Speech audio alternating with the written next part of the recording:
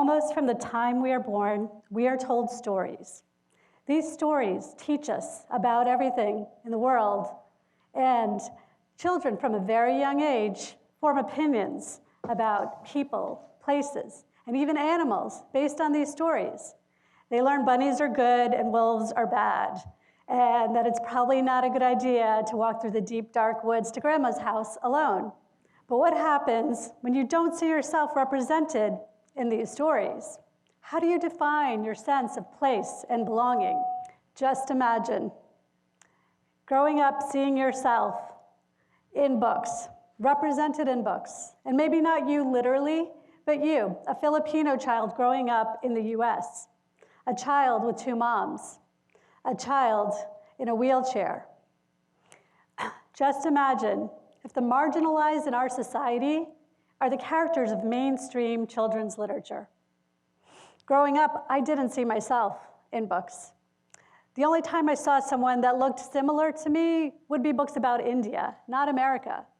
And in these books, the kids spoke a language I didn't know and practiced a religion I wasn't familiar with. Just imagine if every child in this country sees themselves represented in books. Imagine the impact that could have for their sense of self and place and belonging, inclusion and empathy. Imagine a world where all children from all backgrounds see themselves in American literature.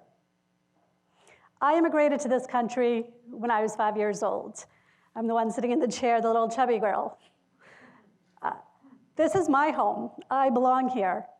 I grew up learning about America and Americans through the books I read. I read many of the classic children's literature of the 70s and 80s. Judy Blume books, Are You There, God? It's Me, Margaret. Hardy Boys, Nancy Drew, Charlotte's Web. Great books, all of them, but they didn't have anyone that looked remotely like me. Finally happened for me. It finally happened in the year 2000, 20 years after I immigrated to this country. I saw myself in a book. An author had captured my experiences as an immigrant with conflicting cultures and the struggles to assimilate. She was sharing my stories.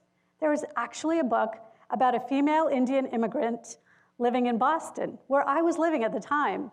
It blew my mind. I couldn't believe it. I finally connected with a book. And these characters were not token diverse characters or overused stereotypes of Indians and immigrants. These characters would eat Indian food at home and American food at work. They would speak one language to their parents and speak English to their friends. These characters straddled the line between two worlds like I did. It took 20 years for me to see my place in America cemented through these stories. I finally was part of the story. In that very same year, in the year 2000, my niece Grace was born. And I started searching for children's literature that would resonate with her. I couldn't find anything. There were books about little brown kids in India, a country she had never been to, playing with elephants and peacocks.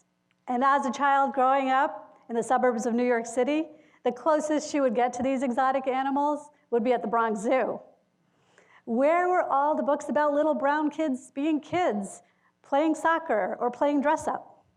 This is when my passion for having children see themselves in books started. I had that amazing connection with the book, and I wanted others to have it as well. This is when I started researching children's literature. And through my research, I came across window and mirror books. In 1990, Rudine Sims Bishop wrote an essay titled Windows, Mirrors, and Sliding Glass Doors. The essence of her writing is that there are books that are windows. They give you a glimpse into another world, real or imagined. There are books through a child's imagination that allows you to step through that window as a sliding glass door and become part of the author's world. And when the lighting is just right, you can see yourself reflected in that world. All these iterations of the window are very important. As a child reads these books, they can see through a window book another world, another culture, another way of life, and learn to respect and appreciate these different worlds. And through a sliding glass door, they get to step through and become part of the journey empathize with the characters, and become vested in the outcome. And when that window turns into a mirror, they see themselves reflected in the bigger world, part of something. They get a sense of place and belonging. We need to see more books with diverse characters. We need to see representation in media, movies. We need to change the default settings of literature. We need to do this because we are a diverse nation. The US Census Bureau has,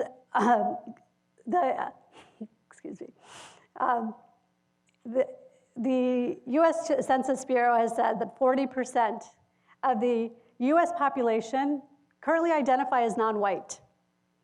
And as of 2017, over 50% of all children under the age of 5 belong to a minority population.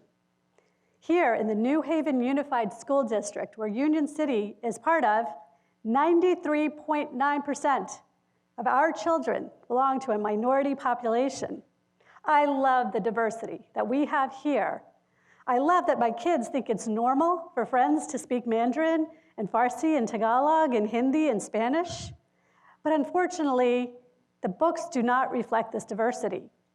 As of 2015, 73.3% of all children's books published in the US depict mainly white characters. We need to see more cultural diversity, social, economic, and ability diversity in the books that our children read. In 2017, I started a young authors writing program.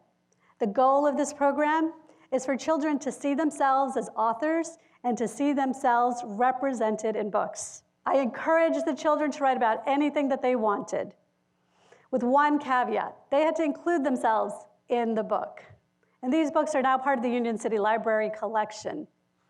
These books are about robot dogs and fairies, and a trilogy about searching for a llama unicorn. And although there's a great variety in the books that the children wrote, there's one thing that is consistent. The characters are children of color, but it is not about the color of their skin or their ethnic background. These characters just happen to be African American and Chinese and Latino. We need to see more books that feature children of color, not about their foreignness. I'm currently writing a book, and in this book, the main character is trying desperately to get out of going to his swimming lessons on Saturday morning. And this main character loves video games, Minecraft, Fortnite. He's a Cub Scout, and he has an annoying little brother. And this character happens to be Indian American. And we place him as a normal part of our community, not someone who is unusual and needs an explanation. This character is based on my older son, and this book will be relatable to many and a picture book and a window book for some. We need to normalize the presence of people of color in the workplace, in education, in literature. We need to see people of color in the boardroom. But if children from an early age do not see themselves in these settings, we will not have a pipeline of diverse, qualified candidates for these positions. From a very early age, we tell kids, you can be anything you want. You just have to study hard and work hard. But do not underestimate our children. They are very smart. And when they don't see characters like themselves as architects or engineers or scientists or teachers, they may not pursue those careers. Stories define us. Stories help connect us to the bigger world. And we need more stories that are published about all the diversity in our communities. There is a path to publishing. And that path starts when someone feels inspired to write a book, but also feel that they have the permission and right to do so. If from an early age, overt and subliminal messages tell you that you cannot be an author, you may not do so. Just imagine a world where children of all backgrounds see themselves represented in children's books. Whether their background goes back to England or Egypt, whether they speak Spanish or Swahili at home, whether they are differently abled or love someone different than society expects them to, whether they have two dads or a single mom, whether they live without all the material goods others may have, representation matters. There are a million stories out there, and we do not need to keep telling the same story. I challenge everyone to share your story with a child. Your story matters, and it could change a life. There are stories that need to be told. What is your story? Thank you.